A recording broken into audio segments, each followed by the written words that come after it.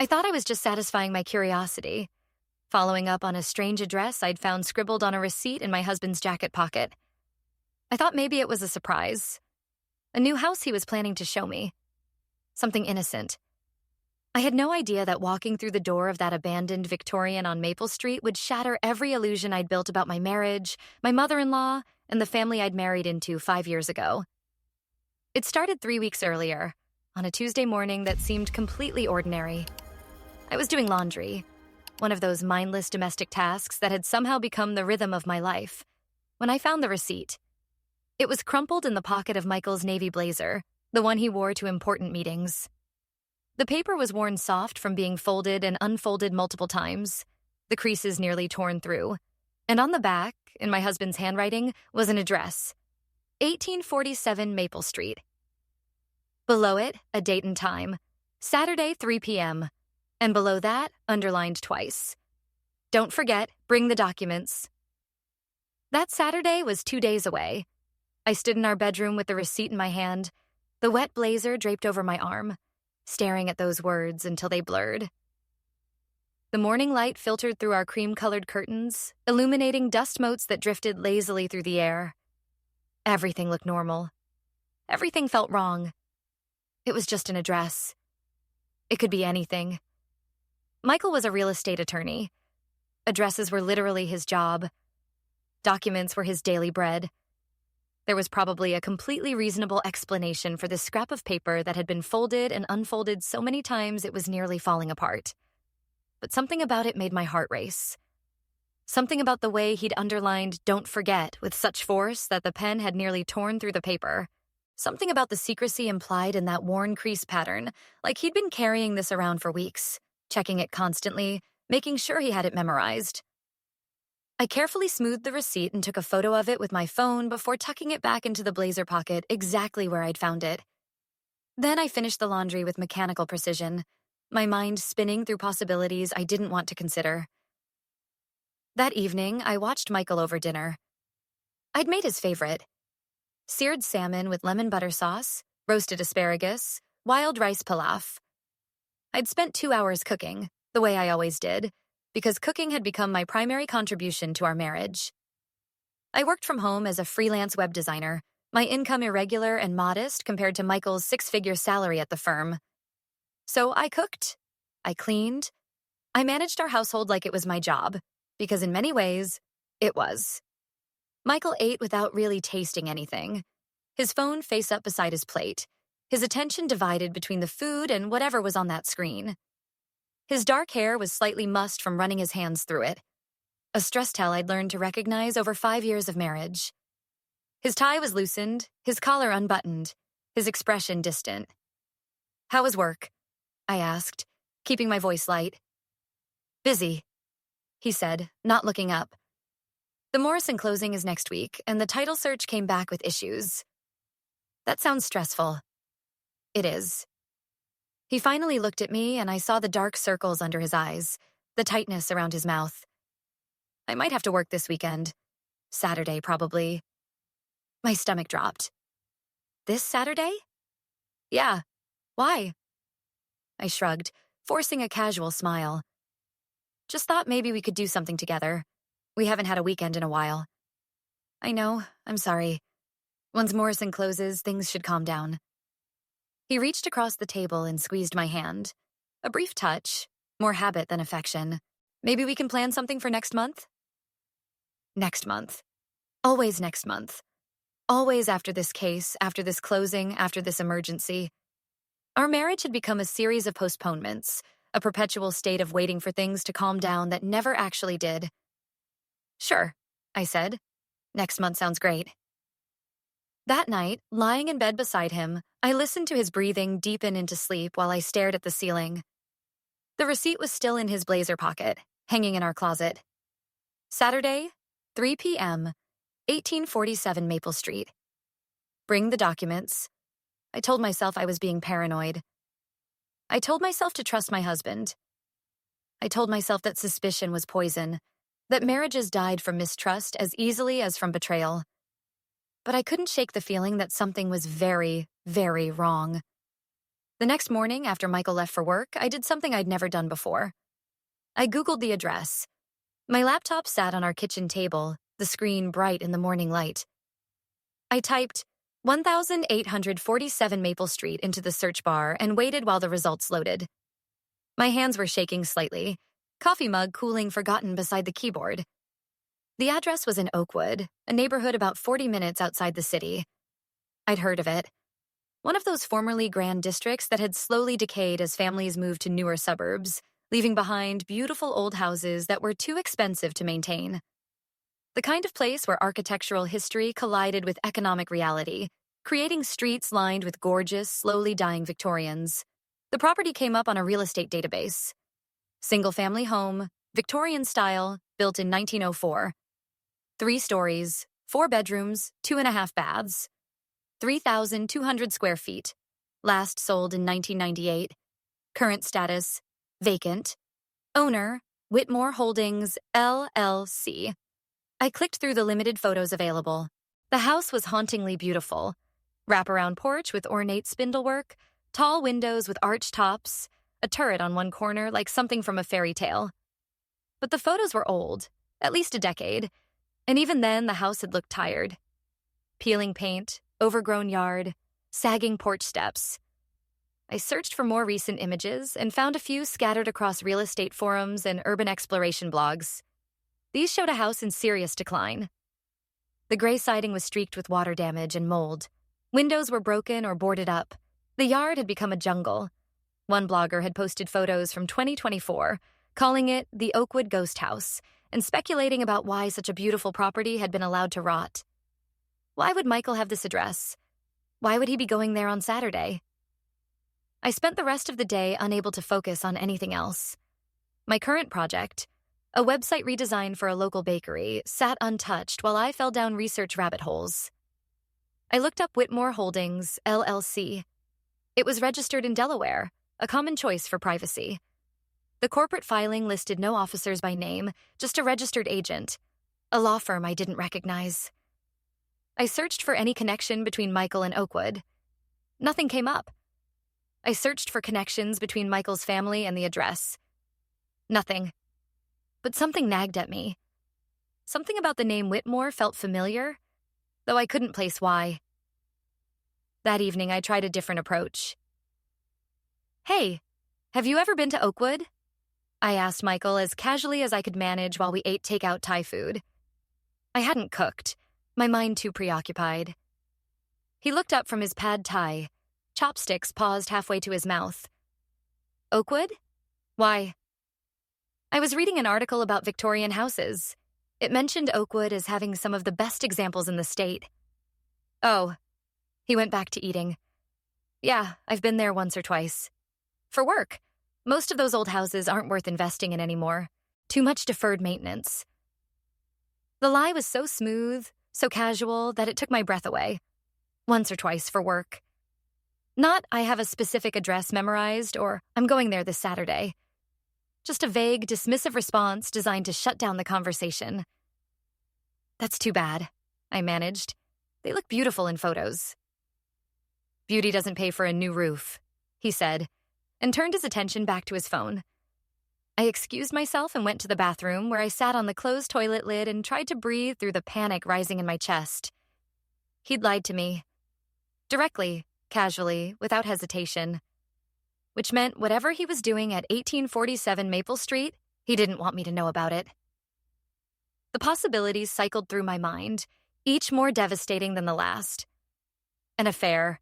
Meeting someone at an abandoned house where no one would see them. A secret property investment he was hiding from me for some reason. Something illegal, though I couldn't imagine what. Michael was cautious to the point of being boring. He'd never even gotten a parking ticket. But something was pulling him to that house. Something important enough to lie about. Friday night, I barely slept.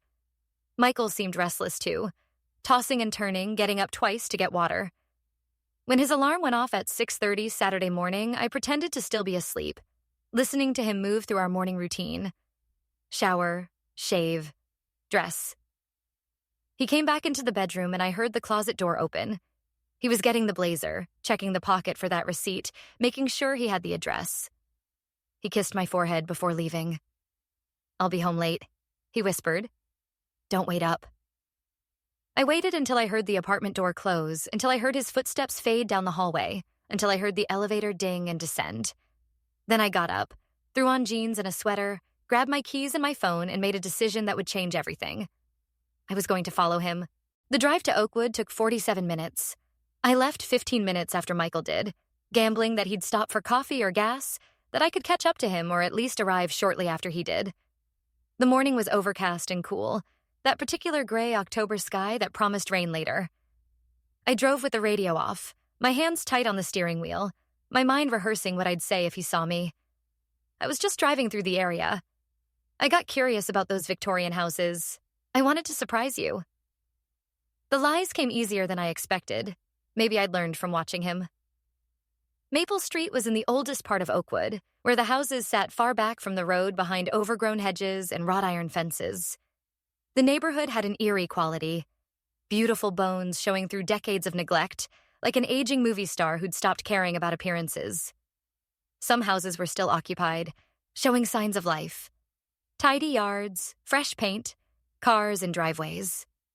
But others were clearly abandoned, their windows blank and dark, their yards returning to wilderness.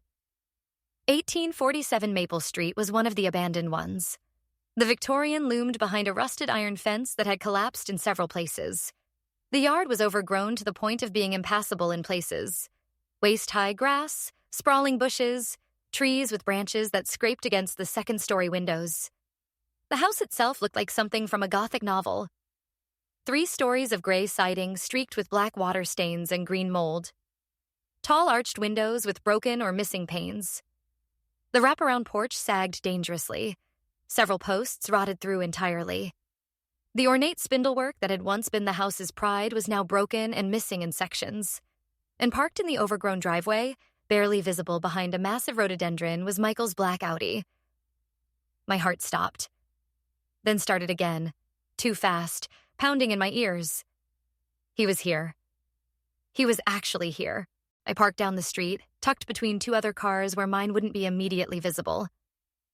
For a long moment, I just sat there, staring at that house, trying to understand what possible reason my husband could have for being inside an abandoned Victorian in a forgotten neighborhood on a Saturday morning. I got out of the car. The air smelled like rain and rotting leaves. The street was quiet. No traffic, no people walking dogs, no sounds except distant birds and the rustle of wind through overgrown trees. I walked slowly toward 1847, my sneakers silent on the cracked sidewalk. The iron gate hung open, one hinge broken, and I slipped through into the jungle of the front yard. Up close, the house was even more deteriorated than it had looked from the street. The porch steps were rotted through in the middle, forcing me to step carefully on the edges. The front door hung slightly ajar, swollen from moisture and age. And from inside, I heard voices, faint but unmistakable. Michael's voice, that familiar cadence. And another voice, female, older, sharp with authority. My mother-in-law, Diane. The shock of recognition nearly made me stumble. Diane was supposed to be in Florida. She'd moved there 2 years ago after Michael's father died. Said she needed warmth and distance and a fresh start. She visited twice a year. Brief, tense visits where she criticized everything I did and made me feel inadequate in my own home. Michael always defended her. Said she was grieving. Said she didn't mean it. Said I should try harder to understand her. I hadn't seen her in 7 months. Michael had said she wasn't coming for Christmas this year, that the travel was too hard on her. But she was here, in this abandoned house, meeting my husband in secret. I moved to the side of the house, away from the front door, looking for a window where I could see inside. The ground floor windows were too dirty to see through clearly, covered in years of grime and dead leaves pressed against the glass. But one window had a gap in the curtain, and if I got close enough, pressed my face right against the cold glass. The interior was gutted. The room I was looking into had been stripped down to the studs, walls torn open, exposing old horsehair plaster and ancient wiring. Floorboards ripped up, revealing joists beneath. Water-stained ceiling with holes where fixtures had been removed. It looked like a demolition site. like someone had started a massive renovation and then abandoned it halfway through.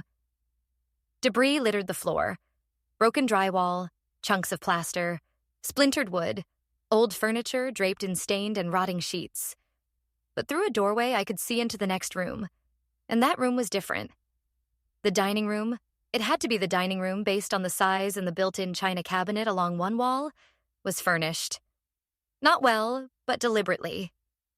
There was a table, old but solid, probably original to the house. 4 mismatched chairs arranged around it. A kerosene lantern on the table, lit and casting warm light. And covering the walls, dozens of photographs in frames of all different sizes and styles. Michael stood near the table, his back partially to me, his shoulders tense. He was wearing the navy blazer, and even from this distance, I could see the rigid set of his spine, the way he held himself when he was stressed beyond his ability to hide it. Diane sat in one of the chairs.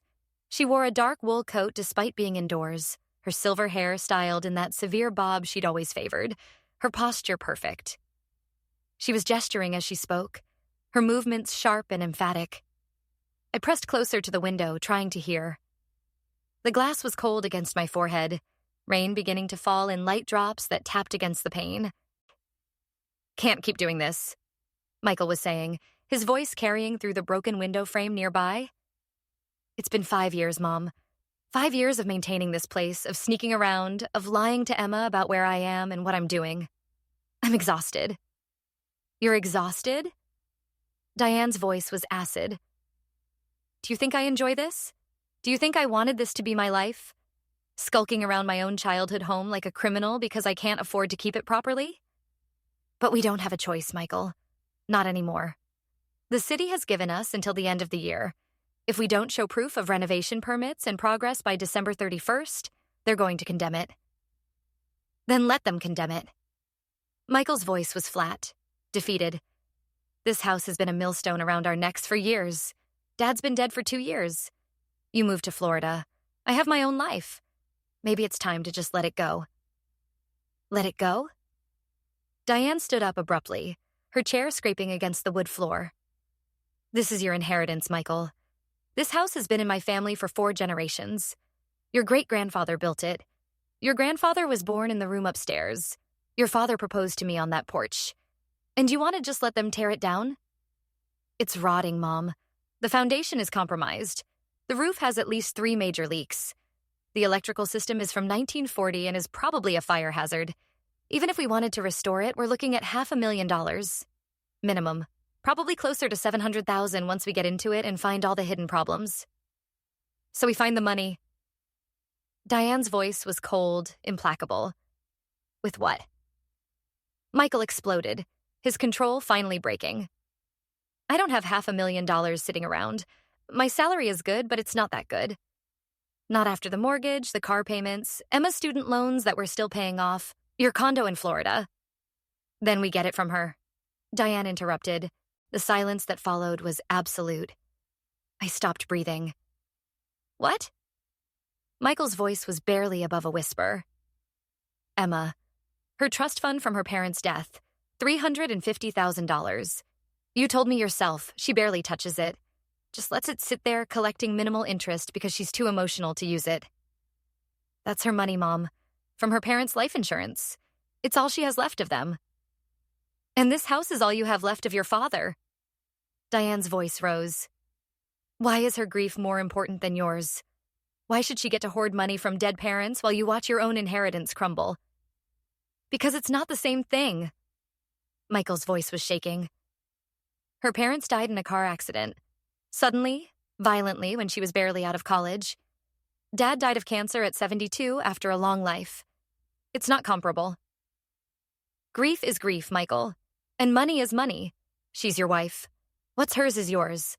That's how marriage works. That's not how our marriage works. We keep separate accounts for a reason. She has her money, I have mine. We have joint accounts for household expenses. We agreed on that. You agreed to it because you were young and stupid and thought it was romantic to keep things separate. But you're 34 years old now, Michael. It's time to grow up and recognize that marriage is a partnership. Her assets are your assets. Not when she doesn't know I'm using them." Michael's voice went quiet, dangerous. What you're suggesting is fraud. I'm suggesting financial planning. Diane moved closer to him, her voice dropping into that particular register she used when she wanted to manipulate. Soft, reasonable, maternal. Listen to me. Emma doesn't even think about that money. You said so yourself. It just sits there in her account, untouched except for the one time she used some to buy her car. She's terrified of spending it because spending it means accepting her parents are gone. It's not healthy, Michael. Keeping that money locked away like a shrine. So, your solution is to steal it? Not steal. Borrow. We'd use it to renovate this house. We'd restore it to its former glory. And then we'd sell it. A properly restored Victorian in Oakwood could easily get $800,000, maybe $1 million. We'd pay her back every penny, plus interest. She'd never even have to know. And how exactly would I access her account without her knowing? It's in her name only. Diane pulled something from her purse. Papers, folded and worn. I had Douglas draw these up. He's that attorney I told you about, the one who specializes in estate planning. These are authorization forms. If Emma signs them, they grant you power of attorney over her financial accounts. For planning purposes, for if something happens to her, completely standard. Michael stared at the papers like they were poisonous. You want me to trick my wife into signing over control of her money. I want you to protect your family's legacy. And yes, that requires some creativity. Douglas says these are completely legal. You'd have legitimate power of attorney. What you do with it is between you and Emma. What I do with it? I'd be betraying her trust. You'd be securing both your futures. Diane's voice was rising again. Do you think that little apartment you live in is enough? Do you think her freelance web design and your salary at that law firm is going to give you the life you deserve? This house, Michael, once it's restored, once we sell it, you'd have enough to buy a real home. To start a family properly. To build something. I don't want to start a family by stealing from my wife. It's not stealing if you're married. Diane slammed her hand on the table, making the lantern jump. Why can't you understand this? Your father would be so disappointed in you right now. He left me this house in his will. He wanted it to stay in the family. He wanted you to have it. And you're going to throw that away because you're too weak to do what's necessary? Don't bring Dad into this. Michael's voice went cold. Dad would have wanted me to be happy, to build my own life, not to be chained to a rotting house and a mother who can't let go of the past. Diane's face twisted with something between rage and grief. How dare you? How dare you? I raised you alone after your father got sick. I worked 2 jobs to keep you in private school. I put you through law school. I sacrificed everything. You sacrificed everything for this house. Michael shouted. Even when Dad was dying, even when he needed in-home care that we couldn't afford, you refused to sell this place. You let him die in a hospital instead of his own home because you couldn't let go of the idea that someday, somehow, you'd restore it. And now you want me to destroy my marriage for the same delusion? The silence that followed was terrible. Diane's face had gone white, her mouth a thin line. Get out, she said quietly. What? Get out of this house. If you won't help me save it, then I don't want you here. I'll find another way. Mom, I said get out. Her voice cracked, tears streaming down her face now. Get out and go back to your perfect little wife and your perfect little life and forget all about the family that raised you.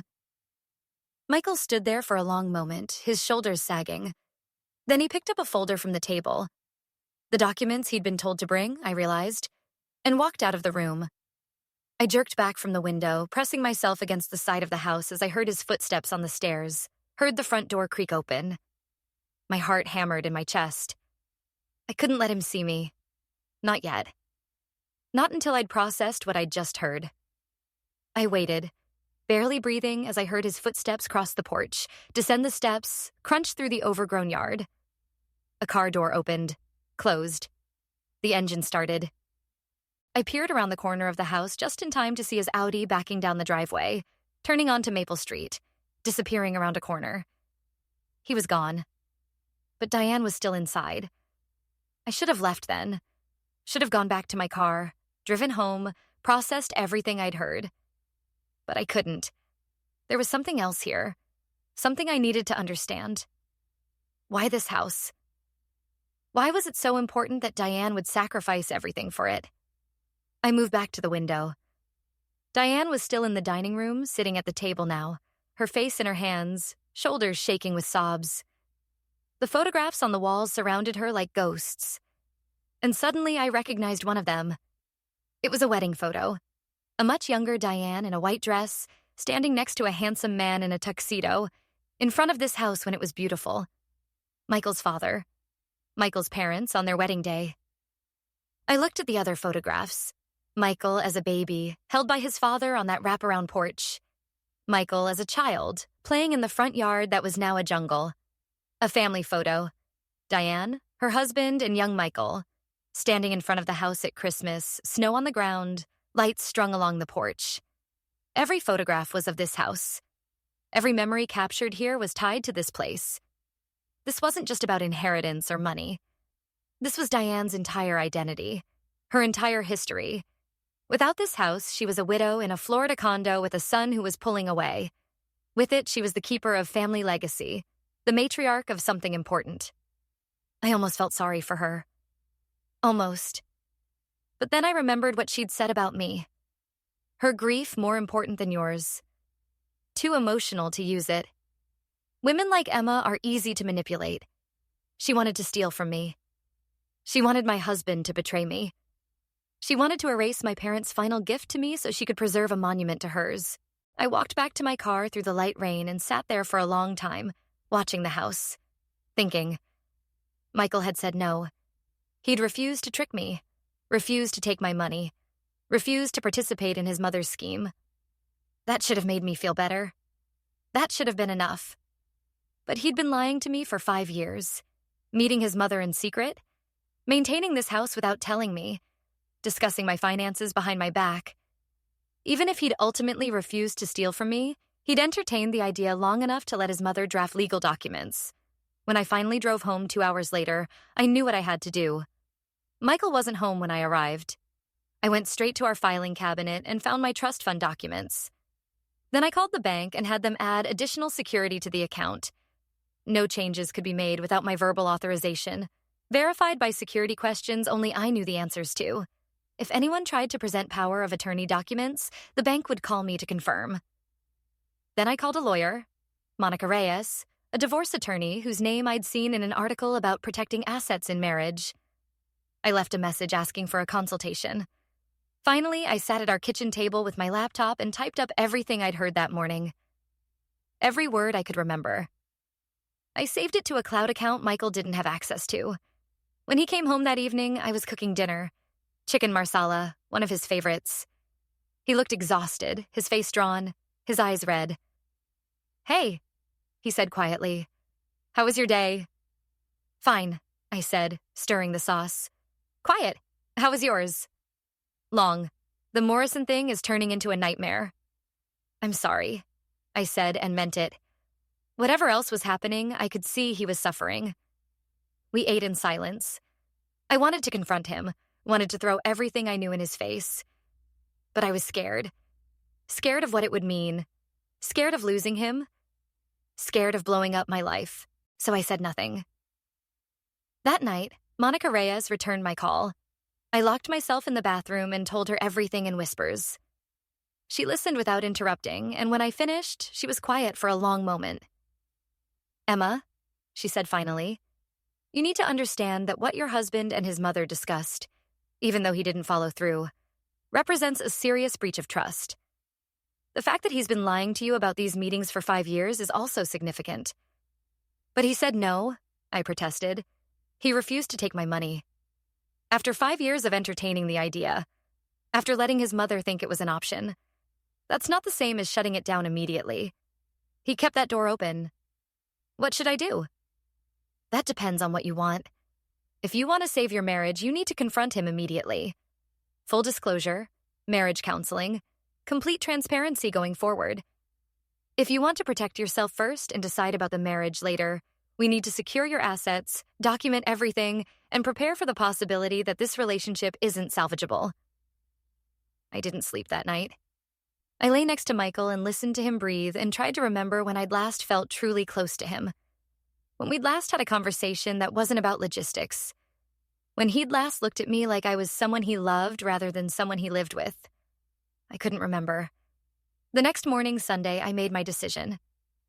"Michael," I said over breakfast, "we need to talk." He looked up from his coffee and I saw wariness in his eyes. "About what?"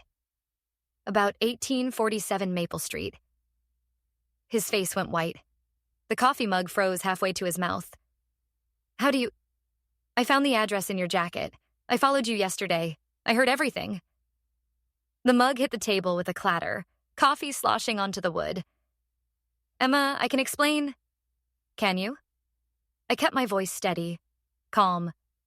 "Can you explain 5 years of lying? 5 years of secret meetings with your mother? 5 years of discussing my finances behind my back? I never agreed to take your money." His voice was desperate. "You heard me. I told her no."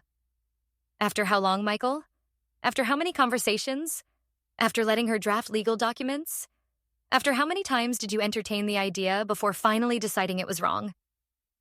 He had no answer. "I want to know everything," I said. "Every detail. How this started, why you hid it, what else you've been lying about. And I want complete honesty, right now, or I'm walking out that door and you'll be served divorce papers by the end of the week." So he told me everything. How Diane had inherited the house from her father when he died 6 years ago. How she and Michael's father had planned to retire there, to restore it together. How Michael's father had gotten sick before they could start, and all their money had gone to medical bills. How he'd died 2 years ago with the house still rotting, and Diane had been unable to let it go. How she'd transferred ownership to a holding company to avoid property taxes while she figured out what to do.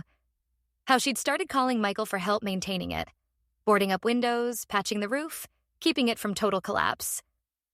How those calls had turned into regular meetings, planning sessions, dreams of restoration. How Diane had become obsessed with the idea that selling the house was the only way to secure Michael's future. How she'd started pressuring him to find money, to get loans, to convince me to help. How he'd been caught between his loyalty to his mother and his commitment to me, paralyzed by guilt in both directions. "Why didn't you just tell me?" I asked when he finished. "Because I knew what you'd say. You'd tell me to let it go, to let the house be condemned, to stop enabling her. And you'd be right. But she's my mother, Emma. She's alone. She's grieving, and that house is all she has left of my father. So you chose her over me.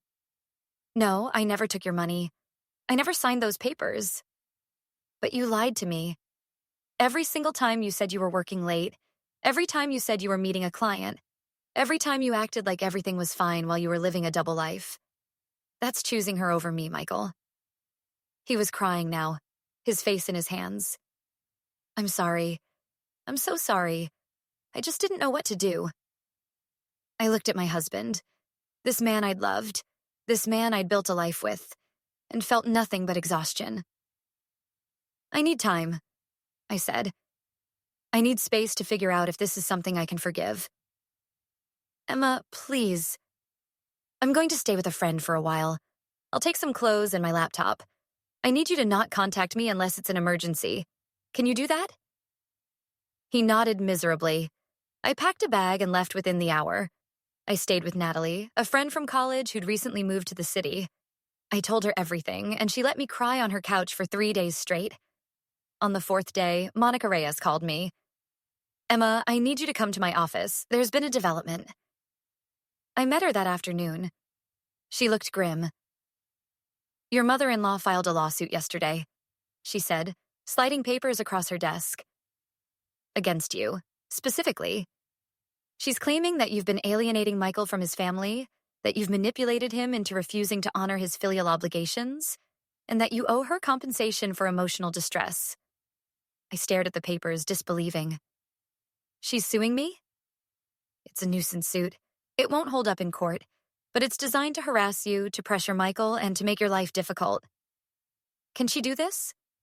"She can file anything she wants. Whether it'll survive a motion to dismiss is another question." "But Emma, this tells us something important. Diane isn't backing down. She's escalating. and Michael is going to have to choose sides. That night, I called Michael. Did you know your mother sued me? What? No, Emma, I swear. Call her off, Michael, right now, or we're done.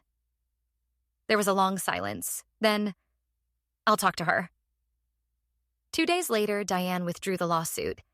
But the damage was done. Whatever slim hope I'd had for repairing my marriage had died the moment I saw those legal papers with my name on them. The divorce proceedings began 3 weeks later. Michael tried to fight it at first, begged for counseling, for another chance. But I was done. Done with the lies, done with the secrets, done with being second priority to a rotting house and a manipulative mother-in-law. Monica was brilliant. She documented everything. The secret meetings, the discussions about my money, the attempted manipulation, Diane's lawsuit.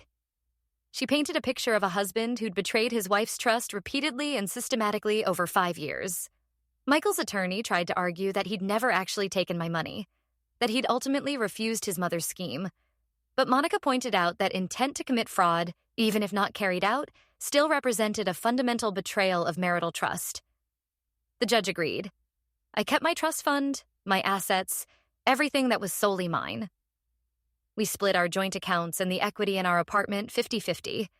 I walked away with enough to start over. 3 months after the divorce was finalized, I got a notice from the city of Oakwood.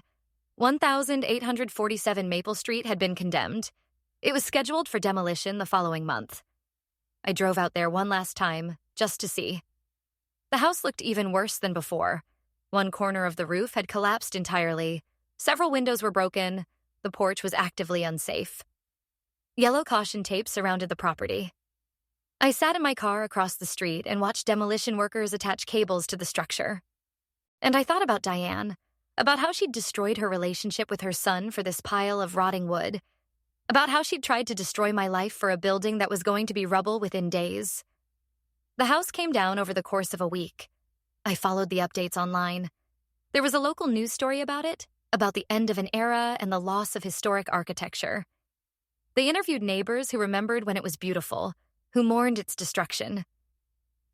Diane was quoted in the article. "This house was my family's legacy," she said. "Its loss is devastating."